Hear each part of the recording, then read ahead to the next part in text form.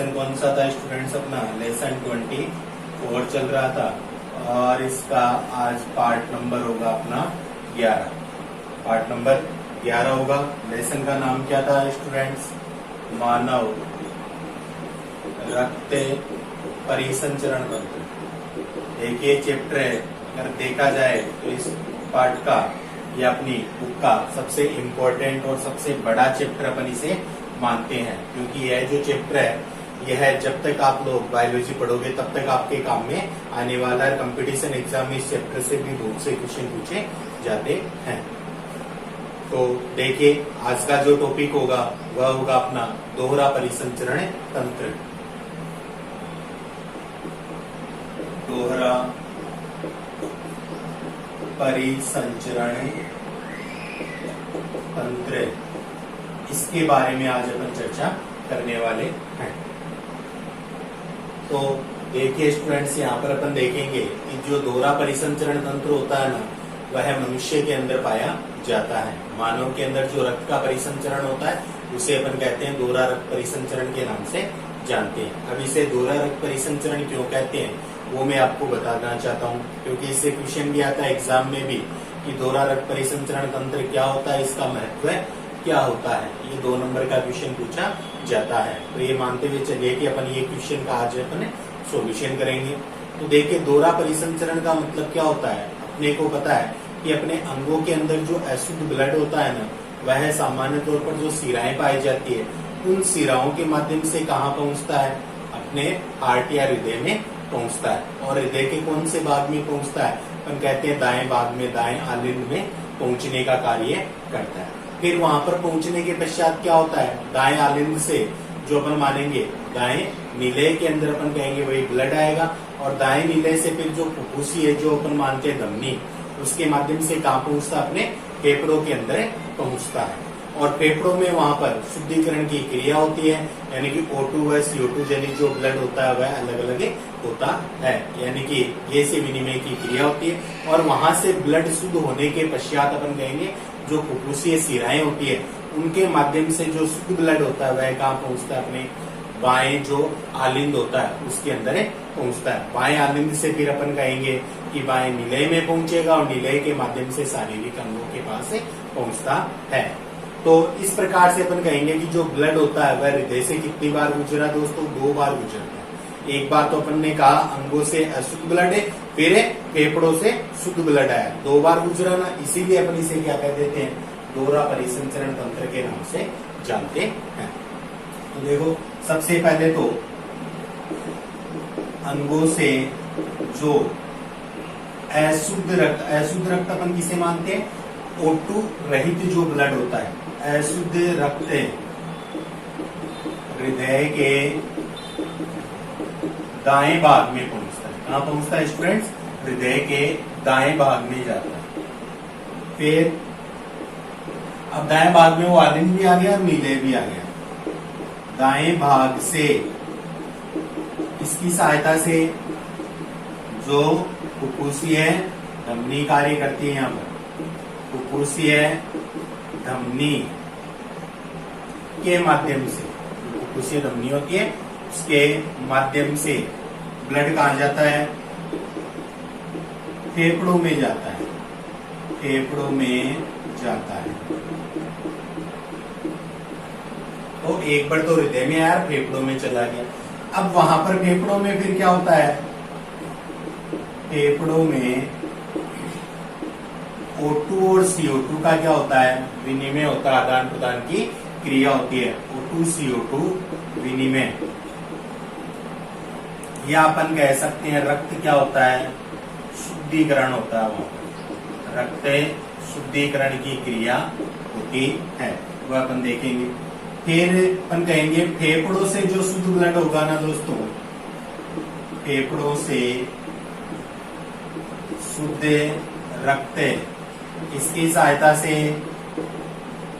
फुफ्फुसीय सीरा, फुफ्फुसीय जो सीरा होती है ना, फुफ्फुसीय सीरा से हृदय के कौन से भाग में? हृदय के बाएं भाग में आता है। कौन से भाग में आएगा? हृदय के बाएं भाग में आता है। फिर अपन कहेंगे बाएं भाग से महाधमनी द्वारा शारीरिक अंगों तक पहुंचता है। शारीरिक अंगों तक पहुंचता है। ये बात अपने को ध्यान में रखें। तो अंगों से पहले अपन ने देखा अशुद्ध रक्त हृदय के दाएं भाग में कौन ले जाती है? महाशिरा वगैरह लेकर जाती है। दाएं भाग से फुफ्फुसीय धमनी के माध्यम से फेफड़ों में जाएगा। फेफड़ों में वहां पर अपन कहेंगे रक्त शुद्धिकरण की क्रिया होती है। O2 CO2 विनिमय की क्रिया वहां पर होती है कोशिकाओं के माध्यम से।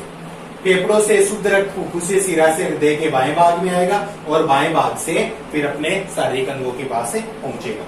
जैसे मैं आपको बताना चाहूंगा स्टूडेंट्स, मान लीजिए ये यहाँ पर मैं एक छोटा सा एग्जांपल दे रहा हूँ। ये अपन ने मान लिया अपना हार्ट है। पहले अपन ने अच्छा डायग्राम बनाया था पिछले वीडियो में, यहाँ शॉर्ट में आपको बता रहा हूँ कि ये हृदय का जो दायां भाग, ये हृदय का कौन सा भाग है? दायां भाग है। और ये हृदय का कौन सा भाग है? बायां भाग। ये दोनों आलिंद हो जाते हैं, ये दोनों क्या है? नीले हो जाते हैं। और ये यहाँ पर प्रदर्शित कर रहा हूं मैं शरीर के जो अंग होते हैं, ऑर्गन्स होते हैं, उनकी बातें कर रहा हूं। और ये मान लीजिए यहाँ पर क्या है? अपने फेफड़े। ये क्या है? यहाँ पर फेफड़े हैं, केवल आपको समझाने के लिए। तो अब देखिए अपने जो अंग होते हैं ना, उन अंगों से कौन सा ब्लड होता है अंगों में? O2 रहित, जिसे अपने अशुद्ध ब्लड भी कहते थे। तो ये अशुद्ध ब्लड क्या होता है? यहाँ से कहाँ पहुंचेगा? अपने दाएं भाग में पहुंचेगा। यहाँ जो दाएं भाग में पहुंचेगा ना स्टूडेंट्स, इनको ले जाने का जो कार्य होता है वह कौन करती है? महाशिराएं करती है। ये महाशिराएं कौन से ब्लड को लेकर जा रही है? ये O2 रहित जो ब्लड होता है उसे लेकर जाती है दाएं भाग में। अब इस दाएं भाग में अपन कहते हैं कि दाएं आलिंद में आ गया। दाएं आलिंद से फिर किस में आएगा? यह जो नीचे पाया जाता है यानी कि नीलय भाग, इसमें आ जाएगा। अब नीलय में आने को पता है, नीलय में आने के पश्चात कौन सी क्रिया होती है अपने को पता है। नीलय से यही ब्लड वापस किस में जाएगा? यहाँ पर फेफड़ों के अंदर पहुंचेगा। अब फेफड़ों में ले जाने का यहाँ पर जो कार्य करती है वह कौन होती है? वह होती है अपनी फुफ्फुसीय धमनी। ब्लड कैसा ले जा रही है? O2 रहित, यानी कि अशुद्ध ब्लड को लेकर जा रही है।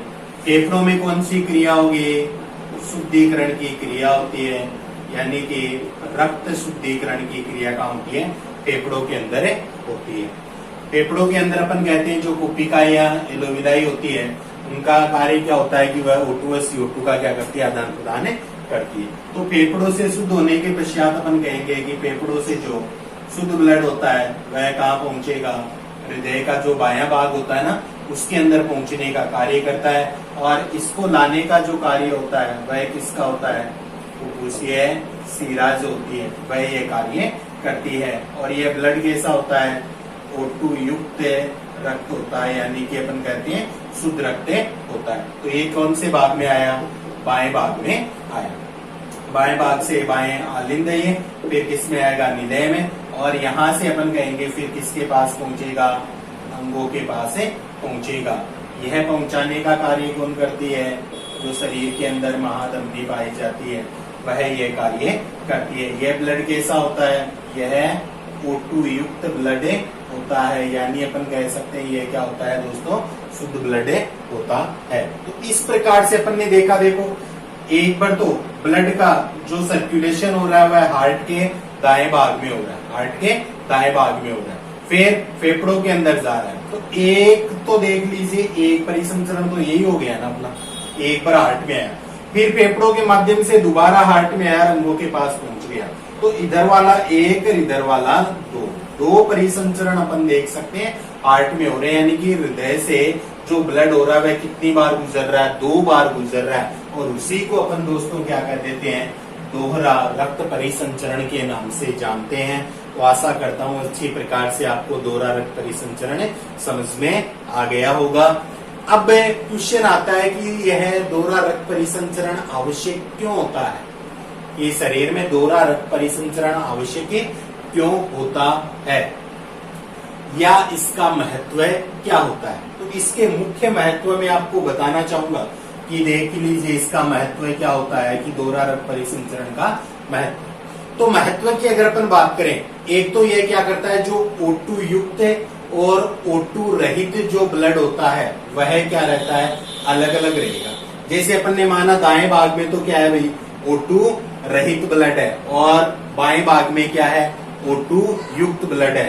तो ऑक्सीजनित और ऑक्सीजन रहित ब्लड है, O2 जनित व O2 रहित रक्त क्या होता है, अलग अलग रहता है, अलग अलग रहता है।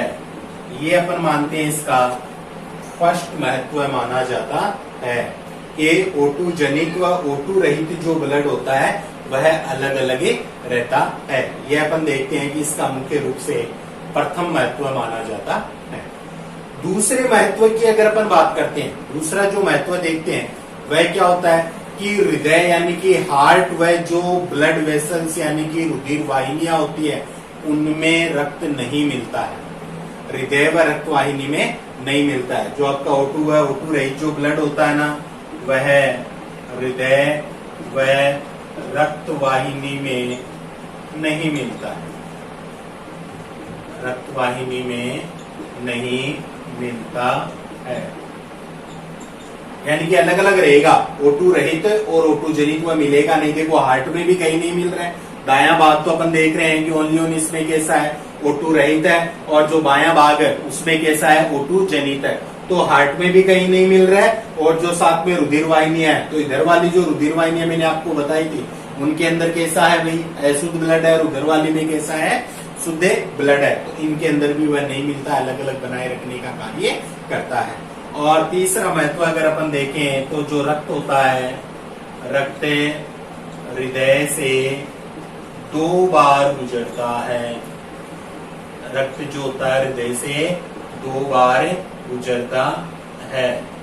तो ये अपन देख सकते हैं इसका मुख्य महत्व माना गया है। तो एक छोटा सा टॉपिक था जो कंप्लीट होता है, फिर भी कोई दिक्कत हो, डाउट हो तो आप मेरे से पूछ सकते हैं। अब अगला जो टॉपिक है वह है अपना लसिका तंत्र, उसके बारे में चर्चा करते हैं।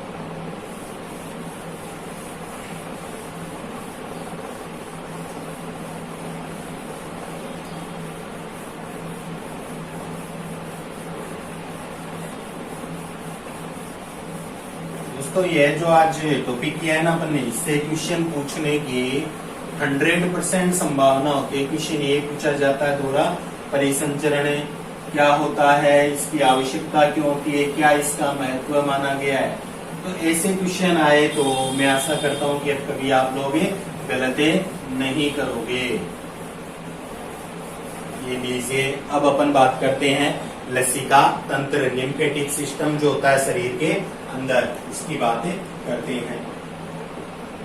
लसिका तंत्र, lymphatic system of body, lymphatic system की अपन बात करते हैं शरीर के अंदर जो पाया जाता है लसिका तंत्र। देखिए जिस प्रकार से अपने बॉडी के अंदर अपन मानते हैं रक्त परिसंचरण तंत्र होता है, यानी कि रक्त का परिसंचरण होता है, उसी प्रकार से लसिका का भी क्या होता है, परिसंचरण होता है। अब जो लसिका तंत्र होता है वह मुख्य रूप से अपन माने तो एक तो लसिका, एक होती है लसिका वाहिनियां और एक होती है लसिका पर्व, इनसे मिलकर बना हुआ होता है।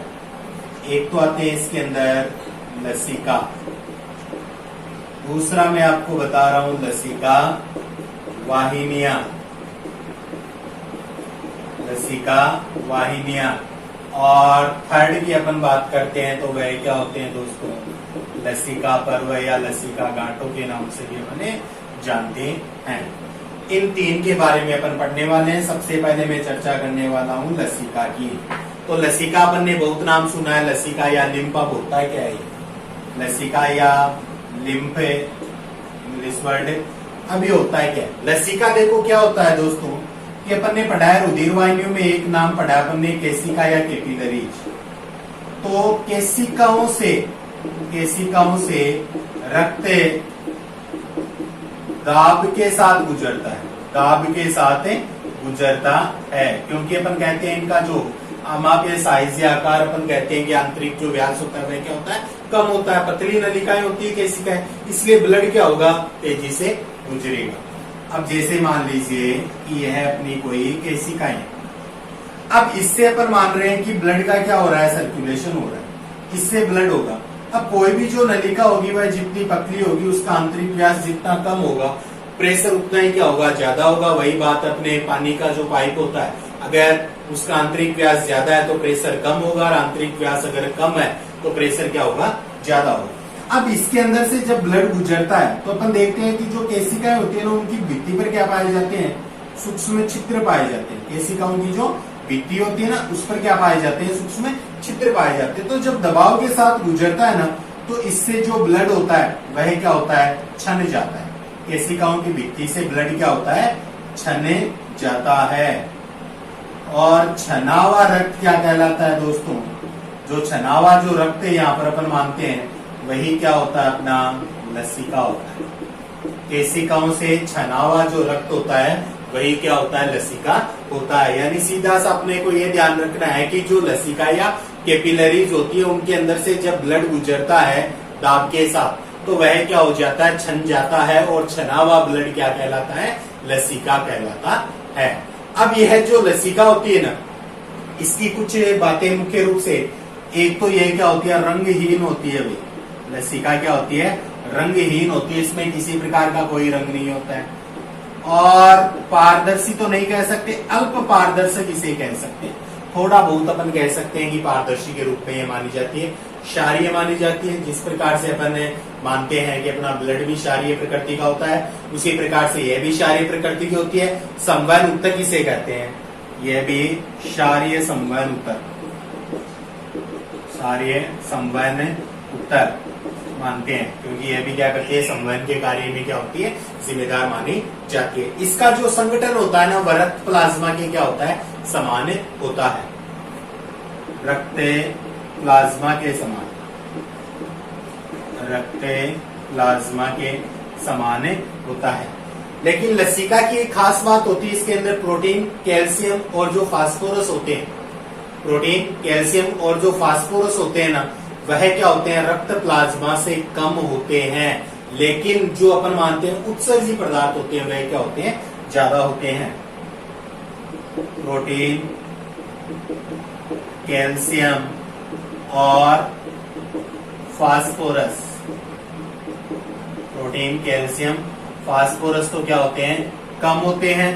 और जो दोस्तों उत्सर्जी पदार्थ होते हैं ना, उत्सर्जी पदार्थ ज्यादा होते हैं।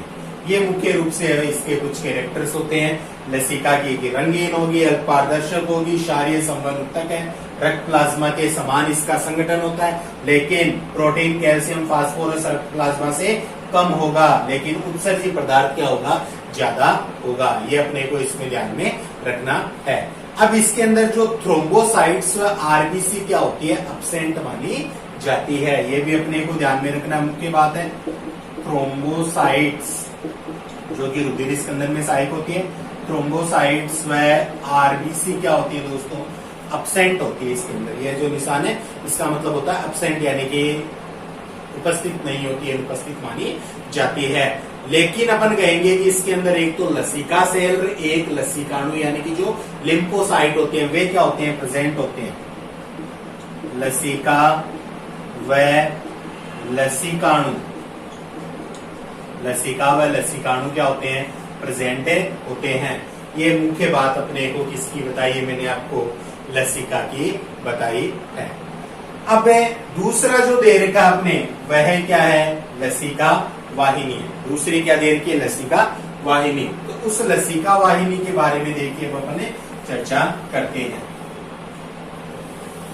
लसिका वाहिनी क्या होती है, तो जैसे रुधिर वाहिनियां होती है ना, जो रुधिर को ले जाने का कार्य करती है, वैसे ही सेम अपन कहते हैं अपनी बॉडी के अंदर क्या पाई जाती है, लसिका वाहिनियां भी होती है। बॉडी के अंदर क्या होती है, लसिका वाहिनियां भी होती है, जिनके द्वारा क्या होता है कि लसिका का क्या होता है, परिवहन होता है शरीर के अंदर, जिन्हें लिम्फ वेसल्स के नाम से भी अपन जानते हैं। तो गैस व पदार्थ विनिमय, गैसों व पदार्थों का जो विनिमय होता है ना, रक्त व कोशिकाओं के मध्य जो होता है वह लसिका के द्वारा ही होता है। गैस व पदार्थ विनिमय का कार्य करती है, यानी जो गैसेज होती है और जो पोषक पदार्थ होते हैं उनका विनिमय करने का ये कार्य करती है। और यह विनिमय अगर देखा जाए तो मुख्य रूप से जो एक तो ब्लड है और एक अपन कहेंगे जो कोशिकाएं होती है उनके मध्य, इसके मध्य रक्त व कोशिकाओं के मध्य। अब रक्त व कोशिकाओं के मध्य ये कैसा होगा, अब देखिए यहाँ पर कि रक्त के अंदर अपन कहेंगे कि जो O2 होता है, रक्त के अंदर जो O2 है उसको तो यह कहां पर पहुंचाने का कार्य करती है कि अपनी जो कोशिकाएं होती है उन तक पहुंचाने का कार्य करती है, क्योंकि O2 अपन क्या मानते हैं, वही प्राणवायु है।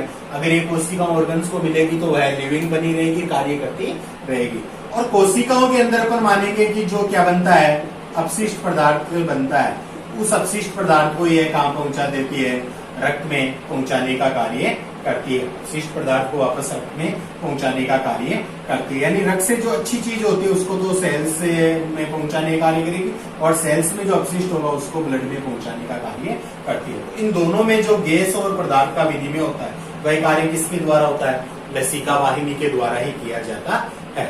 अब लसिका वाहिनी जो होती है वह सिराओं के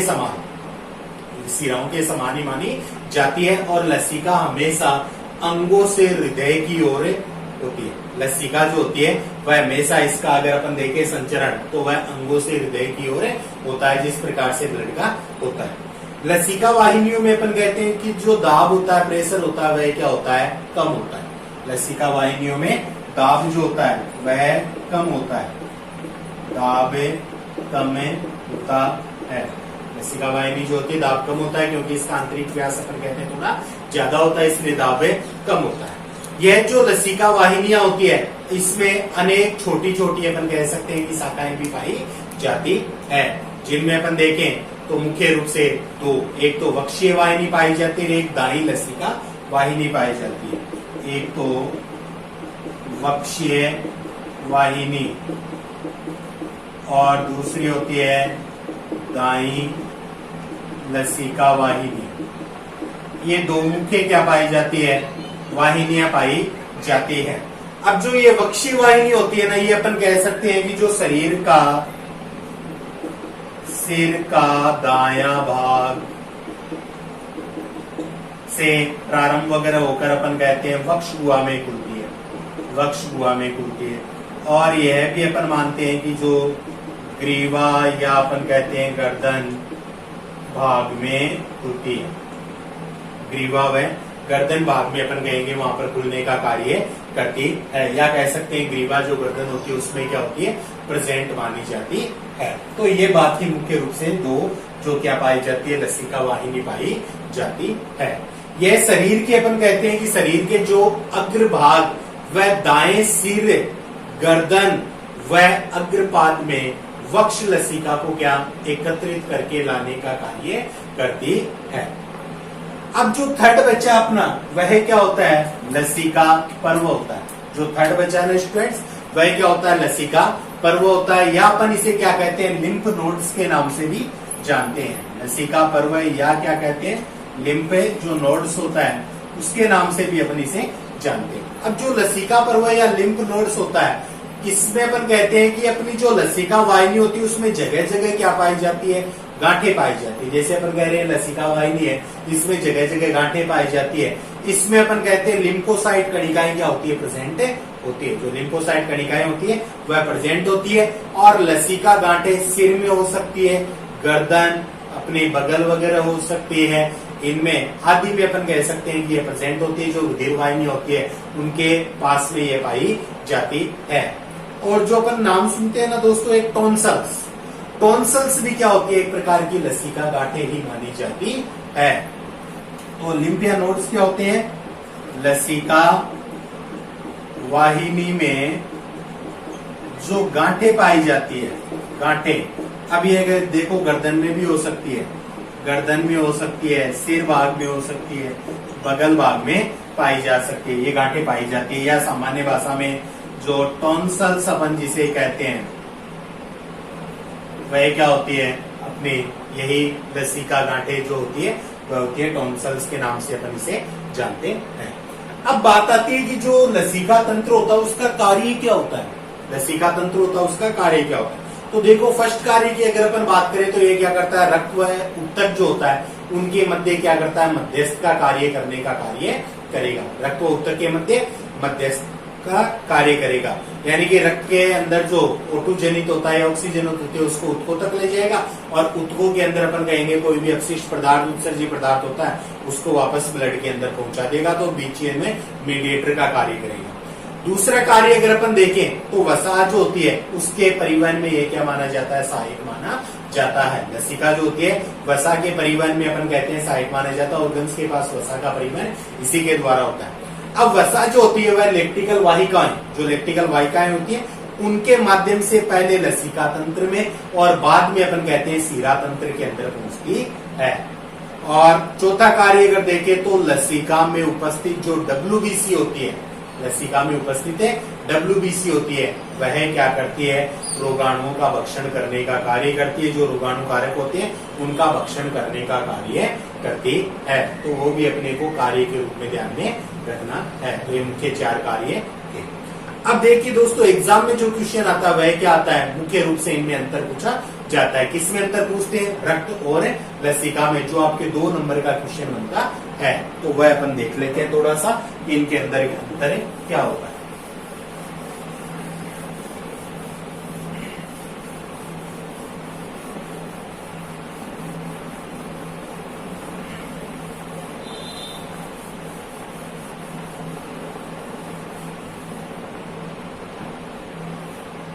ये रक्त लिख रहा हूं एक साइड यानी कि ब्लड, और इधर लिख रहा हूं मैं लसिका यानी कि लिम्फ। इनमें अपने को क्या करना है, अंतर करना है।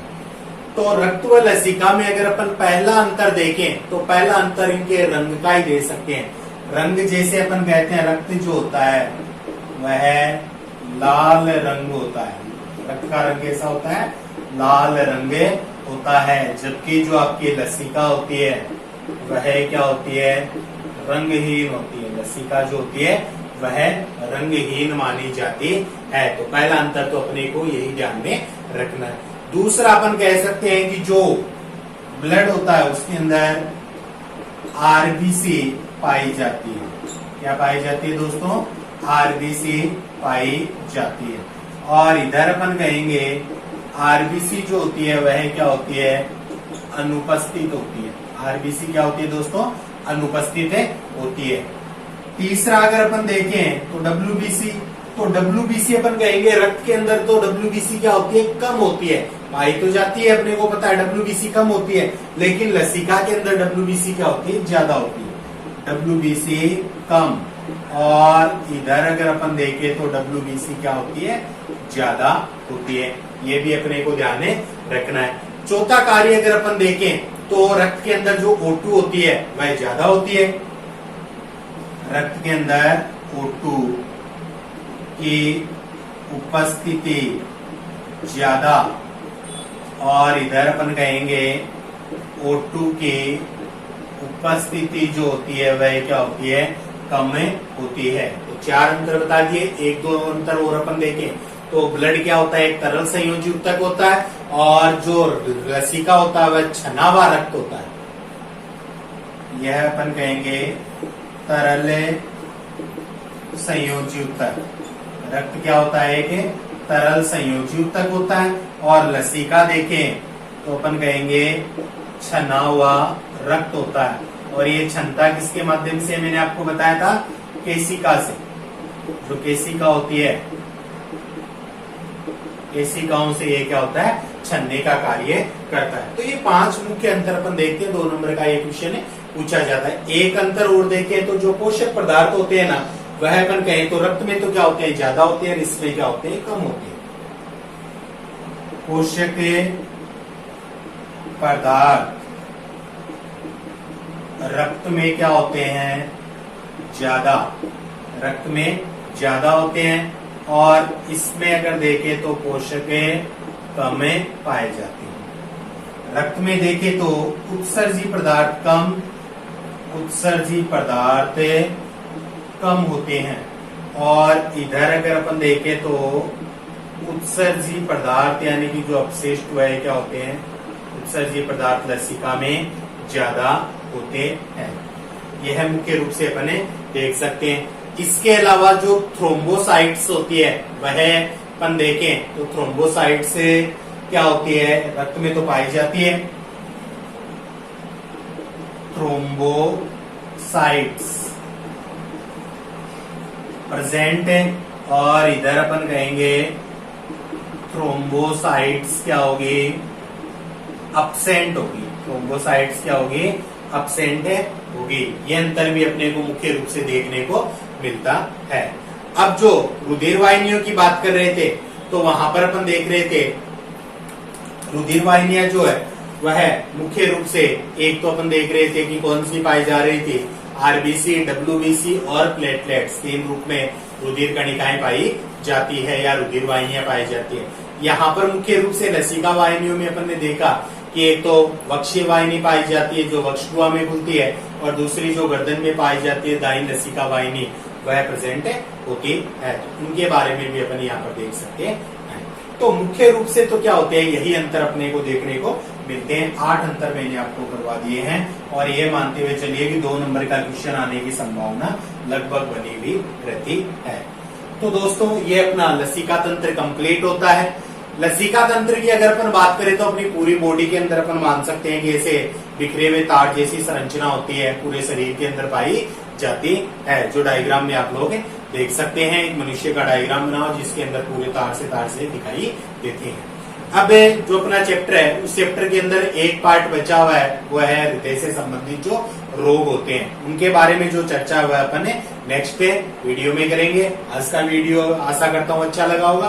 फिर भी अगर किसी प्रकार की कोई दिक्कत हो तो आप मेरे से कमेंट्स में जरूर पूछ सकते हैं। दोस्तों वीडियो देखने के लिए आप सभी का धन्यवाद। मिलते हैं अगली क्लास में एक नए टॉपिक के साथ। तब तक के लिए जय हिंद, जय भारत।